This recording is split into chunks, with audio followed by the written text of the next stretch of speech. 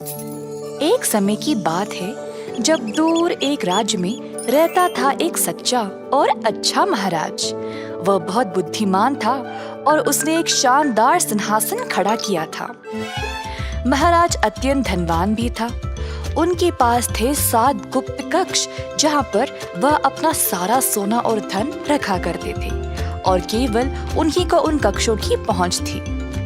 उन कक्षाओं को खोलने की चाबी उनकी छड़ी थी जिसको वो हमेशा अपने पास ही रखते थे। छड़ी के ऊपर एक हरा रत्न था जिसको कक्ष के दरवाजे के ताले लगाने की छेद में डालना होता है, जिससे वो बड़ा दरवाजा खुल जाता है।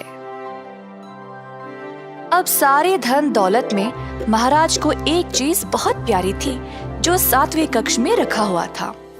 वह एक सुंदर अंगूठी थी जिसको महाराज की माँ ने मरने से पहले दिया था।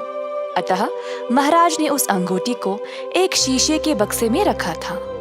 हर रोज अपनी माँ की याद में वह उस अंगूठी को देखा करते थे और फिर अपनी छड़ी से दरवाजा पर ताला लगा देते थे।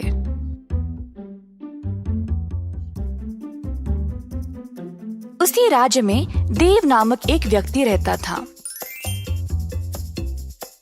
देव एक चोर था। लोगों का जेब मारना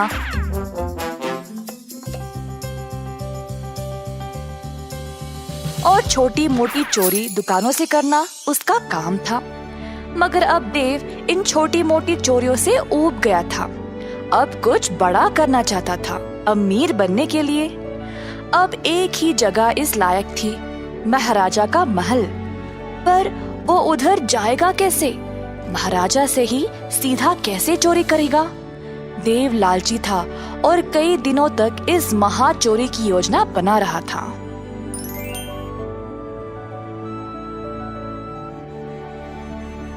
एक दिन देव महल के इर्द गिर्द घूम रहा था जब उसकी मुलाकात उसके एक बचपन के दोस्त से हो गई जो अब एक महल का पहरेदार था।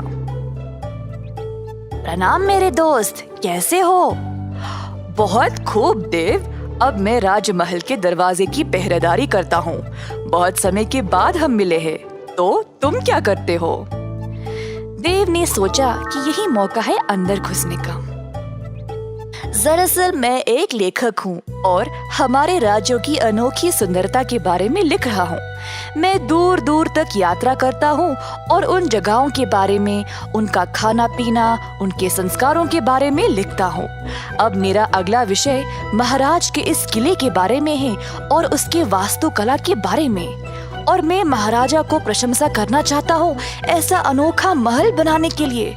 इसीलिए मैं यहाँ जानकारी के लिए आया था, परंतु इधर कोई मेरी सहायता के लिए है ही नहीं। इस महल के कई अनोखे चमत्कार हैं। मैंने तो ये भी सुना है कि इधर 7 गुप्त कक्षाएं हैं जहाँ पर महाराज अपना सारा खजाना रखते हैं। अच्छा, ये तो काफी अनोखा लगता है। और कुछ बता सकते हो तुम मुझे?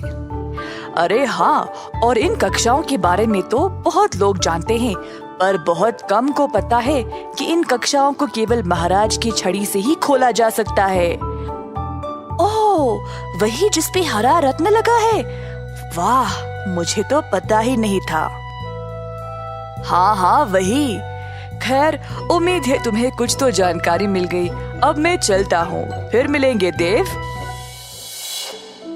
देव ने अपने दोस्त को अलविदा कहा और वापस घर चला गया। देव ने सोचा कि ये 7 कक्षाएं तो बहुत हो जाएंगे, तो अब उसको एक कक्षा चुनना पड़ेगा जिससे उसका सारा जीवन संवर जाएगा। पर महाराज की छड़ी को वह चुराएगा कैसे? देव ने एक योजना बनाई 7वें कक्ष की चोरी करने का। बीच रात का समय था। देव महल के अंदर घुस गया जब उसका पहरेदार दोस्त दरवाजे पर सो गया था। देव ने महाराज के कमरे की ओर देखा और एक रस्सी को दीवार पे लगे एक डंडे पर डाला और खुद को ऊपर खींचने लगा। खिड़की से झांक के देखा तो महाराज सोए थे। धीरे से वह कमरे में आया और वही थी छड़ी। देव ने छड़ी ली और महल की सीढ़ियों से कक्षों तक पहुंच गया। परंतु हर एक कक्ष पर एक पहरेदार था। देव ने कुछ जानवर की आवाज निकाली और पहरेदार देखने चले गए कि वह है क्या। तुरंत देव 7वें कक्ष की ओर गया और छड़ी से दरवाजे को खोल दिया। देव ने अपना भोरे निकाला और जितना हो सका उसमें डाल दिया। शीशे के बक्से वाली अंगूठी भी उठा लिया और जल्दी से दरवाजे को बंद करके वहां से चला गया। अगले दिन महाराज जब नींद से जागे तो हैरान परेशान हो गए। उनकी छड़ी लापता थी और कक्ष में जाके देखा तो उनकी माँ की अंगूठी भी गायब। महाराज आग बबूले हो गए, पर उनको पता था कि चोर को कैसे पकड़ा जाए। तुरंत उन्होंने एक पत्र लिखा अपने राज्य के लिए। मैंने अपनी सबसे कीमती चीज खो दी है, एक अंगूठी, और किसी ने उसको चुराया है। अगर किसी को भी ये मिले तो मुझे वापस लौटा दे और बदले में उसको ढेर सारा खजाना भेंट में दिया जाएगा। कई दिनों तक बहुत लोग आगे आए नकली अंगूठियों के साथ, पर महाराज अपनी माँ की अंगूठी को अच्छे से पहचानते थे तो सबको वापस भेज दिया करते थे। जब ये खबर देव तक पहुंची तो उसने देखा कि वो अंगूठी तो उसी के पास थी। देव को अब और खजाने की लालच लग गई। ये तो कोई पुरानी अंगूठी लगती है। मैं महाराजा को बोलूंगा कि मुझे कहीं मिली और फिर भेंट में दिया खजाना भी ले आऊंगा।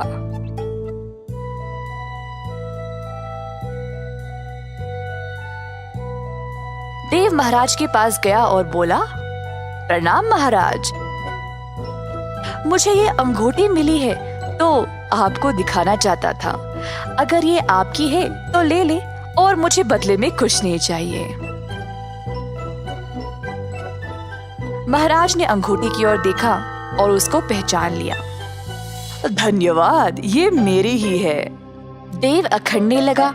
अब वो और भी धनवान बनने वाला था क्योंकि महाराज खुश लग रहे थे। एक मिनट, इस अंगूठी को तो तुमने ही चुराया है ना? ये अंगूठी खोई नहीं थी। मैंने वो पत्र इसीलिए भेजा था क्योंकि मुझे पता था कि चोर बहुत लालची होगा।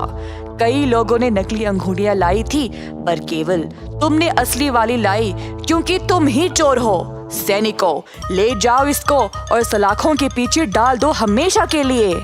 नहीं नहीं महाराज, माफ कर दो, मैं सब कुछ वापस लौटा दूंगा। कृपया मुझे सलाखों के पीछे मत डालो।